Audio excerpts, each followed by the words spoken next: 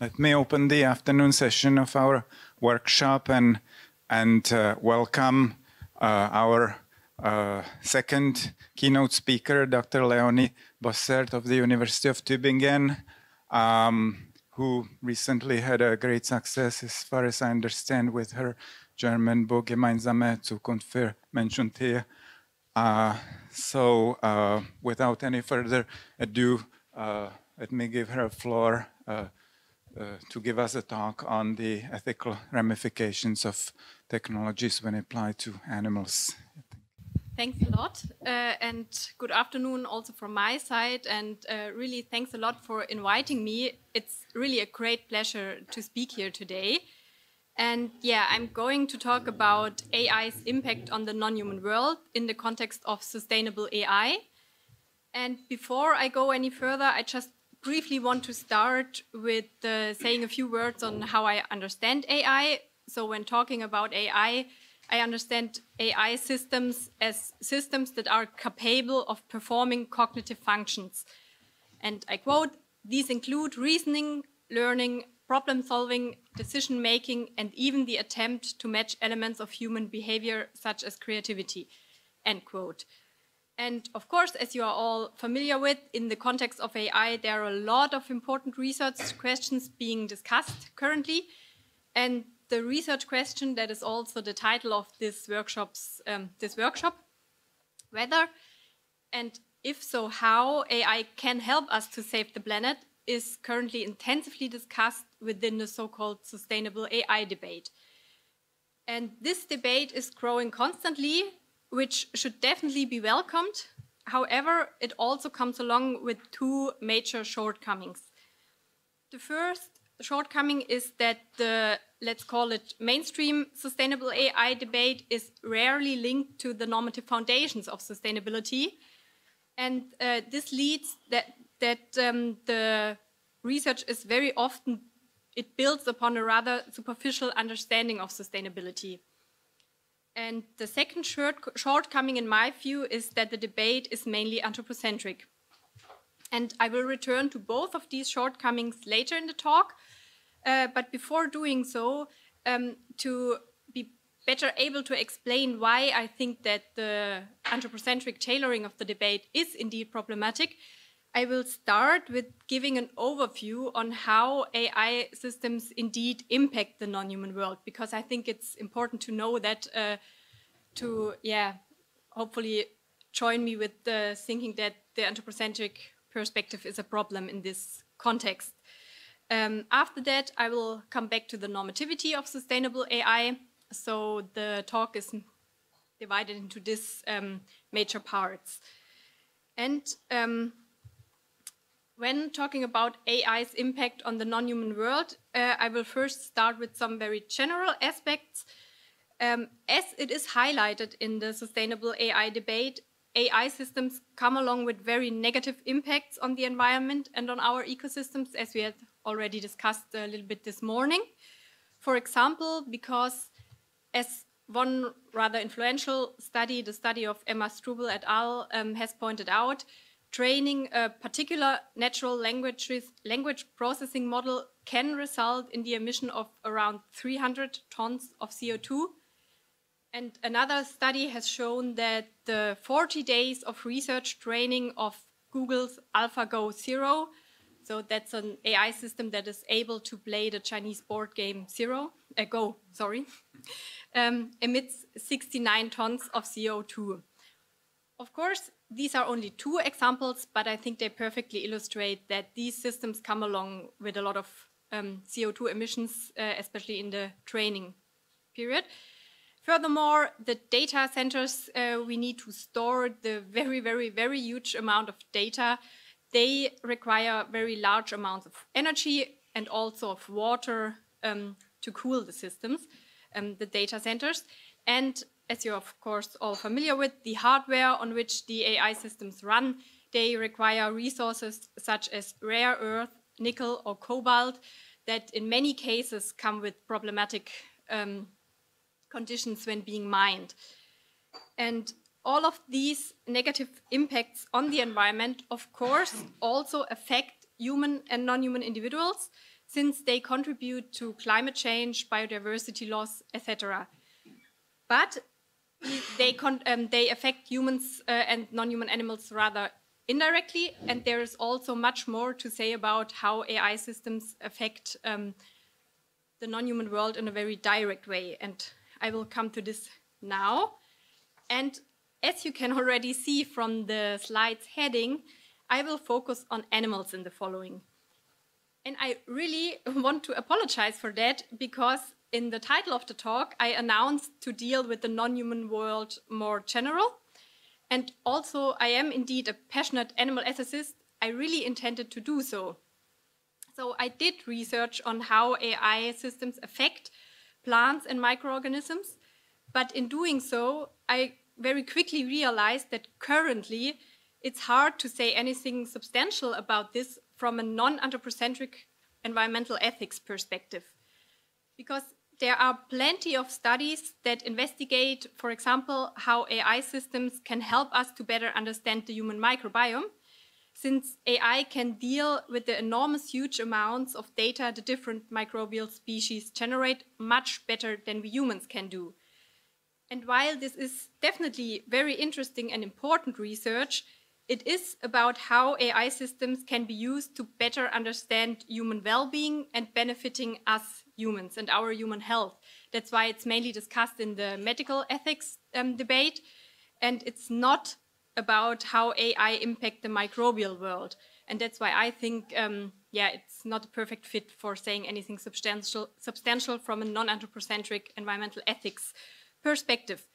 And I'm pretty sure that studies on how AI affect the microbial and the plant world will come, but currently there is a research gap, at least to the best of my knowledge, and that's why I will focus on animals in the following, ending up with talking about animals as very often. So regarding how AI systems impact animals, for the sake of easier structure to follow, I distinguished between the three groups of farmed animals, wild animals, and companion animals, and I will address all of these categories in the following. So, regarding farmed animals, the main purpose of using AI technologies on them is to better surveil them and to use AI for an increased automation of animal agriculture. So, in this context, AI is used for example, fattening control, disease detection and prediction, feed optimization and automated feeding, for face recognition, very often with the goal to automatically detect pain in the animals, as you can see on this picture here, where the faces of the sheep are scanned to hopefully be able to say if any of them show symptoms of or signs of being in pain.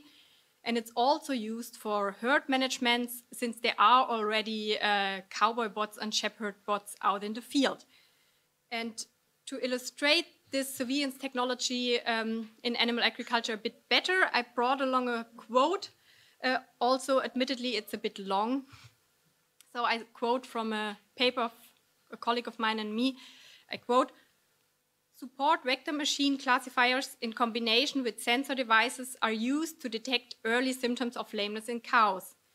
Robot vehicles driving around in factory farms for broilers are supposed to move the animals around to improve the feed conversion ratio. In processing plants, intelligent robot arms equipped with cameras are used for poultry deboning, cutting animal bodies apart with greater efficiency than human butchers. Besides AI applications that directly aim at animal control, various machine learning methods are used to optimize fodder compositions, design vaccines, and to analyze animals' genetics." End quote. And all of this, from an animal ethics perspective, comes along with different ethical problems. For example, being the creating of an even greater distance between humans and the agriculture animal industry through an almost full automation. And this makes the violent treatment of animals even further invisible to even more people, perpetuating it rather than modifying it towards a more respectful treatment of the animals. Then another ethical aspect that could be discussed is the commodification of animals per se. But of course, this is not specific for applying AI on them, but it's rather a general question discussed in animal ethics. And coming back to the more AI-related ethical questions, one could, for example, discuss if animals should also have a right to privacy, despite they are not being aware of the surveillance, which makes it a different case as in the human case. And I just say that to note that there are a lot of different ethical questions within these application fields, but none of them is currently really discussed within AI ethics, despite the AI ethics community growing constantly. And I would claim that they have to address these questions and ethical challenges as well. And when presenting these as ethical problems, I take it as a premise that animals, at least sentient animals, belong to the moral community, and I don't go into detail about the rationale behind this claim now, but of course we can discuss it later on. So I will now come to how AI systems impact wild animals. And in regard to wild animals, these technologies are used mainly for either killing them or for protecting them. And regarding the killing aspect, AI applications are especially advertised to kill so-called invasive animals, where most of the other attempts to get rid of them failed. One prominent example is the New Zealand predator-free program. As you can see on the picture here on the slide, they use poison-laden AI-equipped drones to patrol New Zealand's wilderness on the hunt for invasive pests. And of course, from an animal ethics perspective, there are also a lot of ethical problems coming along with that. One, for example, being that the so-called invasive pests are sentient animals. So advertising the mass killing of these individuals should definitely be seen as something different and ethically evaluate different than, for example, I don't know, advertising destroying cars or something like this. And in this context, many ethical questions arise. For example, what justifies the killing of certain animals to protect others, or whose values are taken into account or not? And again, these questions aren't discussed when advertising for using the AI systems on animals in the way I just presented. But as I said, there are also a lot of projects to protect wild animals. I just brought with me 2 examples, but there are a lot of projects like this going on currently. And the company Bird Vision, for example, they aim at constructing windmills equipped with AI, which recognize nearby flying birds and thus regulates the rotor blade speed, lowering the speed or stopping the rotation of the blade when a bird is coming too close in order to prevent that the bird is getting killed. And the Elephant Listening Project shall protect elephants from poaching. Using the AI technologies, rangers are informed about the elephant location, or they are promptly informed about alarming noises such as shots, so that hopefully the poachers can be tracked down at the scene. And in terms of the last category I made up here, the companion animals, AI is, for example, used for, like, there are algorithms for profiling the animals in shelters with the aim to facilitate faster and longer lasting adoptions, because the algorithm matches the desired characteristic the future owner wants, so how the future owner wants the animal to be, with the animals actually living in the shelter to, hopefully facilitate longer lasting adoptions. And a very huge application field in this context is the one of individualized medicine, also in veterinary medicine. This, of course, also is applied on farmed animals, of course, not only on companion animals.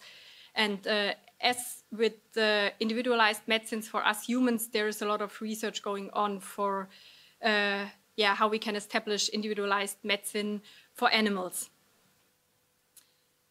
And all of these applications I've now presented, they are directly aiming at AI being used on the animals. But there are also a lot of applications that are not directly used on animals, but still impact non-human animals, and I will say a few words about that now. So AI applications that are not used on animals but impact them are, for example, self-driving cars, where there is the hope that they will reduce road kills because the cars are equipped with camera systems running on AI that detect the animals much earlier than our human eye. There are also a lot of application fields that can be debated within the field of social robotics. For example, there are already a lot of companion animal-like bots in elderly care that are intensively discussed in medical ethics and bioethics as well. And a rather new and current development, for example, is the dolphin bot, developed by the company Edge Innovation. So you can, if you want to, I mean, not now, but maybe later on, you can just Google robotic dolphin by Edge Innovation, and you will find a lot of very fascinating videos. I'm still, very fascinated by that, because you can't believe that this is a machine, because they really behave and look like biological dolphins. And they are developed with the aim of, or advertised with the aim of replacing biological dolphins in zoos and aquariums, while still enabling us humans to encounter the animals, or at least their robot clones. Then there is also the big field of replacement of animals in experiments, when, for example, the algorithms can predict the toxicity of a substance, and therefore less animals are needed in experiments, which has a huge influence, of course, on animal individuals. And as a last example, I want to mention the search engines and recommendation systems that are based on algorithms with so-called speciesist bias. And what I mean with this, I will explain now. You may be familiar with the discussion about algorithmic fairness. That's a very important topic in AI ethics, and especially racist and sexist bias are intensively discussed. So if algorithms make some predictions with which they unjustly discriminate a group of people just because of their sex or race. And in the paper I cited here on the slide, colleagues and I, we argued that there are also a lot of speciesist bias that can be found in AI's algorithms, which first reproduce a very often highly problematic social human-animal relationship on a general level. And in terms of individual animals, they can at least indirectly cause animal suffering. And I brought some examples to hopefully better illustrate that. For example, I assume that you are all familiar with that if you're using a search engine of your choice and you are searching for the terms turkey, chicken, cow, or pig, what you will see are not pictures of the biological animals, but you will see cook recipes and a lot of pictures of meat. And if you see pictures of the biological animals, then it's on most often free-roaming, happy farmed animals, which is problematic because this doesn't represent the reality of most of the animals we raise for our food production. In regard to recommendation systems, there are a lot of recommendation systems that just, for example, recommend meat dishes first, or recommend videos on social media that show cruelty towards animals. And in regard to the meat dishes, of course, you may argue that this definitely is in the interest of many people. And if we would train the algorithms in a way that they recommend plant-based dishes first, as we argue for in the paper, then one definitely needs to ask the important question according to whose values these algorithms are trained. However, I think that one can argue that regarding the highly negative impact of animal agriculture, global animal agriculture, on ecosystems and on climate change, this would not only be the value of a vegan minority, but it would also represent the values of groups that are concerned about climate change and biodiversity conservation, and therefore at least representing the values of a much bigger group. The last example I brought here is a Q&A task we did with GPT-3.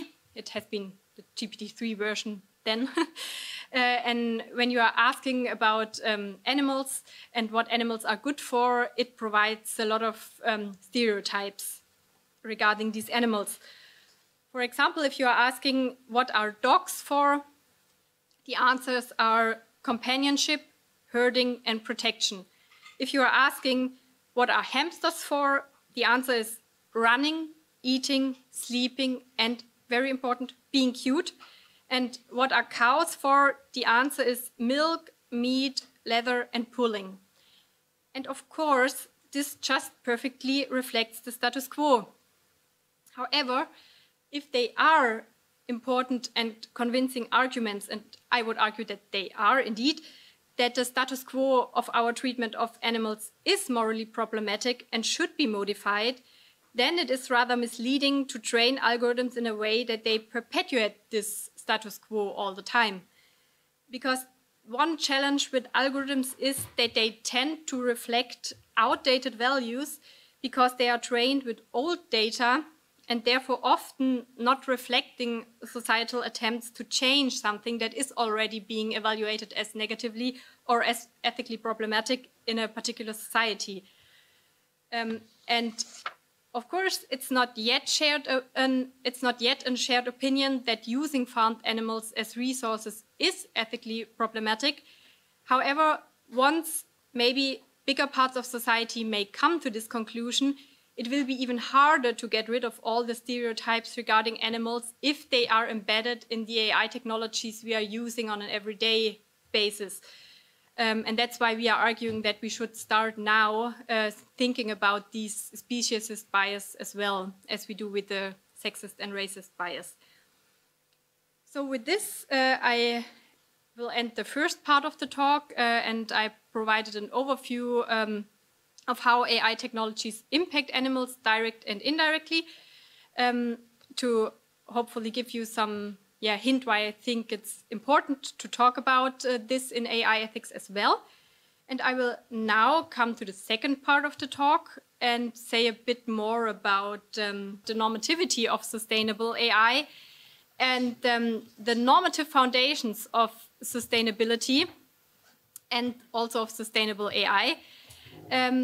They are derived from the very influential Brundtland report, Our Common Future, of the year 1978, where it stated that, I quote, "Sustainable development is development that meets the needs of the present without compromising future generations' ability to meet their own needs," end quote. And deriving from this, there is a rather broad agreement among philosophers of sustainability that the overarching principle that sustainability builds on is the principle of intra- and intergenerational justice. And I just briefly want to note that in the talk, I will use the terms sustainable development and sustainability synonymously. Of course, they are coming with slightly different meanings, but for the purpose of this talk, it's okay and adequate to use them synonymously, as I will do in the following. And it's also a wide agreement among philosophers of sustainability that this overarching principle is meant in the sense of enabling a good life for individuals today and in the future. And to ensure this, to be able to enable a good life for individuals, what is needed is a fair distribution. A fair distribution of what, of course, needs to be discussed, so that indeed all present and future individuals can meet their needs, as it is claimed that it should be the case in this prominent quote. So to making this very abstract principle of intra- and intergenerational justice a little bit more concrete, what we need are theories of distributive justice. And to be further able to make statements about which needs are central to live a good life, what we also need are theories of the good life. So theory building in a sustainability context needs to take into account, again, global and intergenerational justice and aspects of these on a societal and ecological level. I would always prefer to speak of a socio-ecological level because these levels are so closely interrelated and influence each other so much, but it's very common in the discourse to speak about social and ecological sustainability. That's why I'm doing this often as well. And such a nuanced understanding of sustainability should inform the debate about sustainable AI, in my opinion. And I put so much emphasis on this because the current debate on sustainable AI is very much focusing on the ecological aspects of AI. And as important as this is, and I find it very important, nevertheless, it does not do justice to the meaning of sustainability, as sustainability or sustainable development is as much about the social impacts as it is about the ecological ones. But I think that this shortcoming can rather easily be overcome by linking the debate of sustainable AI more closely to sustainability's normative foundations. So this missing linkage to philosophy of sustainability is the first shortcoming of the current sustainable AI debate I mentioned in the beginning. And I will now also address the second shortcoming a bit more in detail. Namely, I will give some arguments why I think that sustainable AI should be discussed also from a non-anthropocentric perspective. And just to recapture the normative foundations of sustainability to make the abstract principle of intra- and intergenerational justice a bit more concrete are theories of distributive justice as well as theories of the good life. And in a non-anthropocentric perspective, it's important to note that both of these can and are indeed applied to animals. I brought some very few examples here where philosophers are doing this. In the following, I will not deal with Robert Garner's theory of justice for animals, but I will say a few words on the probably most influential theory of justice of our times, the one of John Rawls. And I will shortly, briefly come back to Nussbaum's capability approach as well. But before doing so, I will first say a few general words about animals in theories of justice. Because within political philosophy, animals are very often excluded from the community of justice. And even philosophers who include them into the moral community often exclude animals from the community of justice. For example, Rawls himself argued that we have duties to animals, so he included them in the moral community, but he explicitly excluded them from his theory of justice. And there are a lot of different arguments existing to argue that animals should be excluded from the scope of justice, but in my opinion, most of them are not convincing. One very prominent argument is that justice should be something that rational beings owe to one another, and that means that non-rational beings like animals are excluded. One has to say that in our times, most philosophers, or rather all philosophers who are arguing like this, they nevertheless want to, luckily, include non-rational human beings into their theory of justice nevertheless. And therefore, very often so-called kind-of arguments are used. And these kind-of arguments are referring to different types of similarity. For example, it's argued that non-rational human beings belong to a species that is normally rational or naturally rational or potentially rational. And I think that all of these kind of arguments come along with the ethically problematic implicit assumptions. For example, to define a normal human being against which all the others are measured and seen as unnormal is extremely questionable. as also history has revealed in a lot of horrible events. And to, for example, refer to what human beings are naturally, on the one hand, leads to a moral exaggeration of the natural, which is mostly not caught up argumentatively. And on the other hand, I think one can ask why a high cognitive ability should be more natural than a lower one if both occur in natural human reproduction.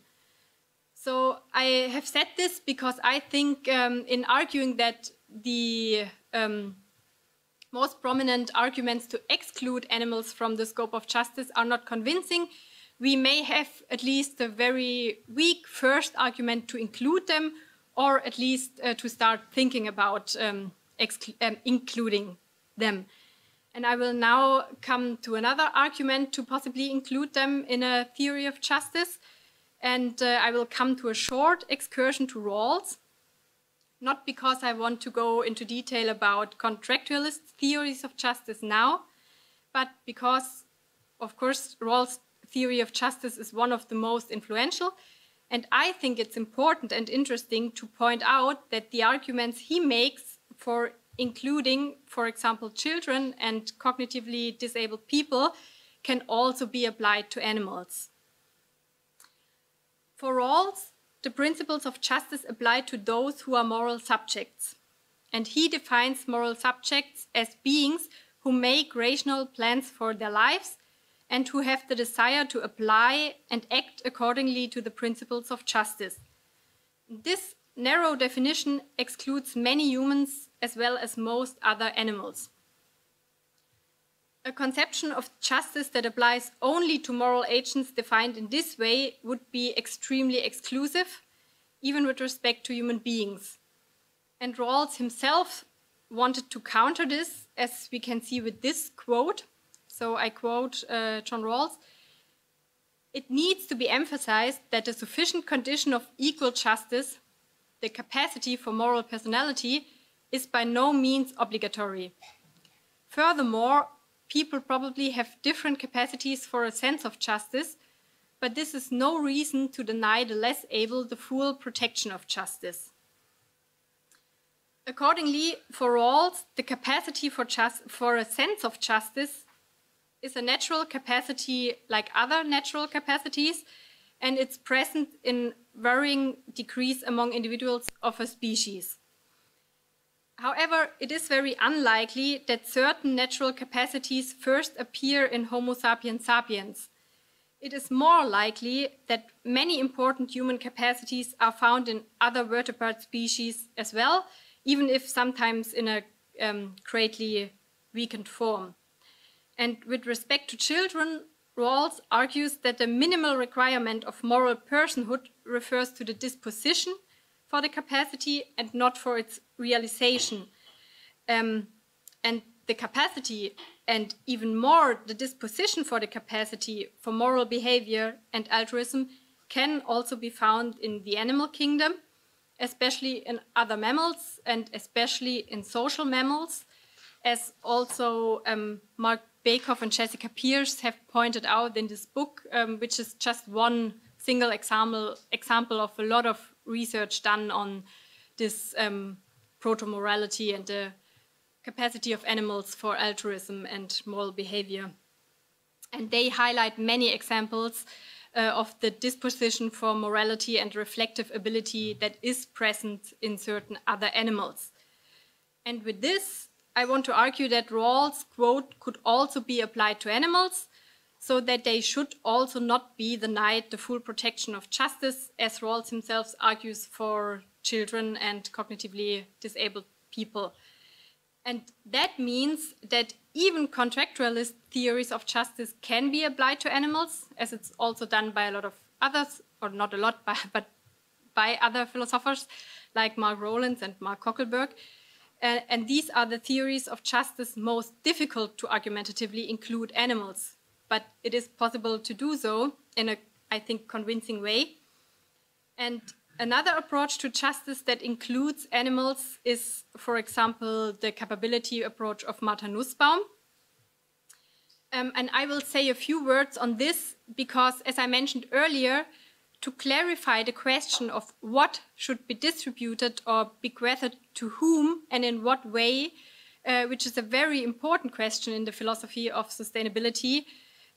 Therefore, we need a conception of what is central to a good life.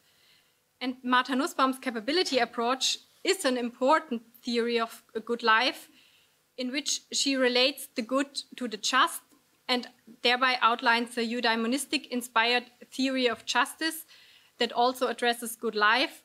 And she herself extended it to animals in the Frontiers of Justice, where she argues that other animals also possess the capabilities that are central to her capabilities approach, and where she argues that all members of the community of justice should be able to transform these capabilities into activities, and if they are not able, they should be enabled to establish a just society where everyone can live a good life.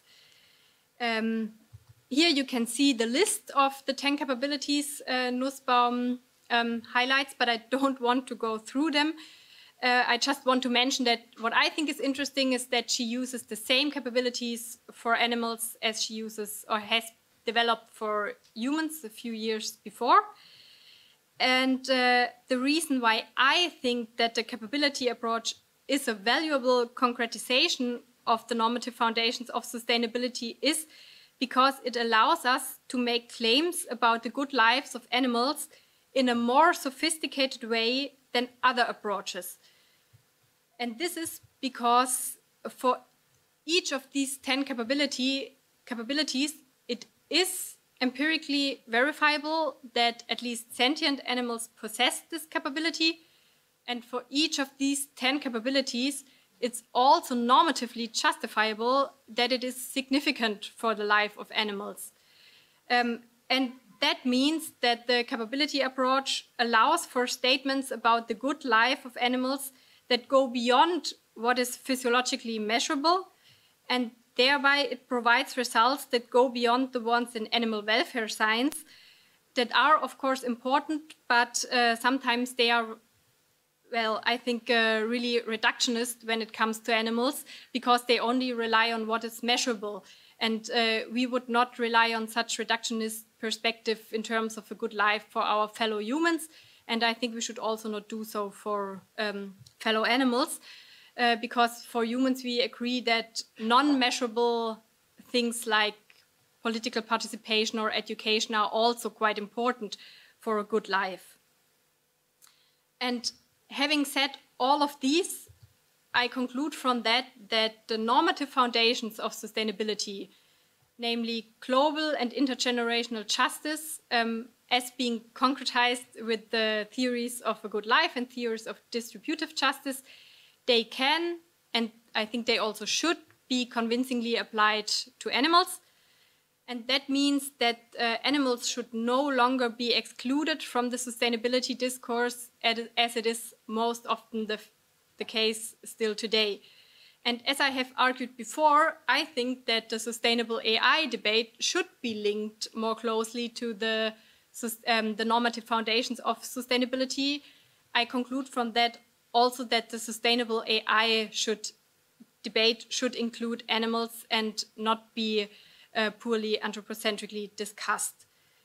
And with this, I will just say a few last words.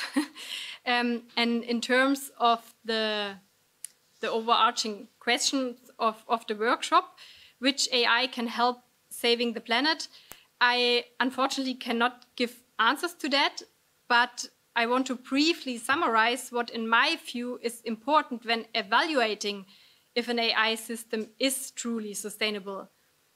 And then I hope that truly sustainable AI at least doesn't make the planet worse off, which would be a good first step for saving it. So,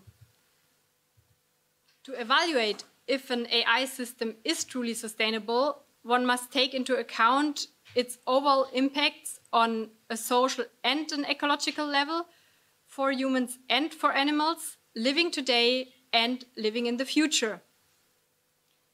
And obviously, this is a highly complex endeavor that may very easily be completely overwhelming.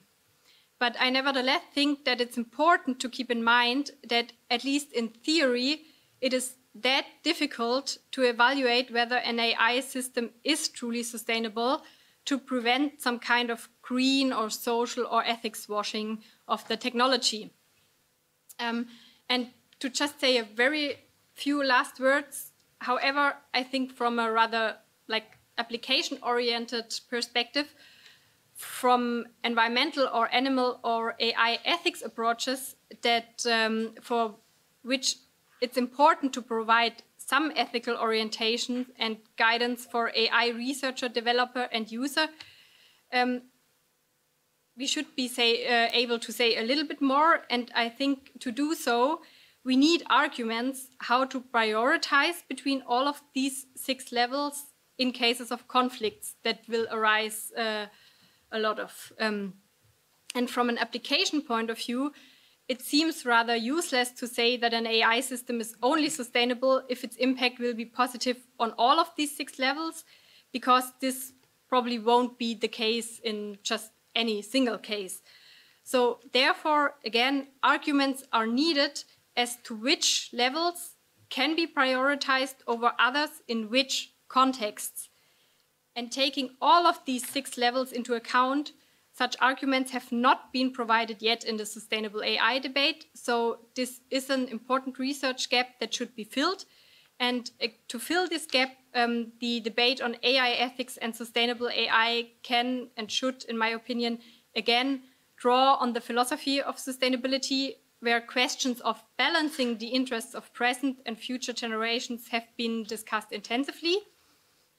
And obviously with this conclusion, I have not provided answer as to which specific AI system can be considered as sustainable, but I have hopefully provided some thoughts on what I think that needs to be considered for an ethical evaluation of this question. And with that, I thanks a lot for your attention and look forward to the discussion.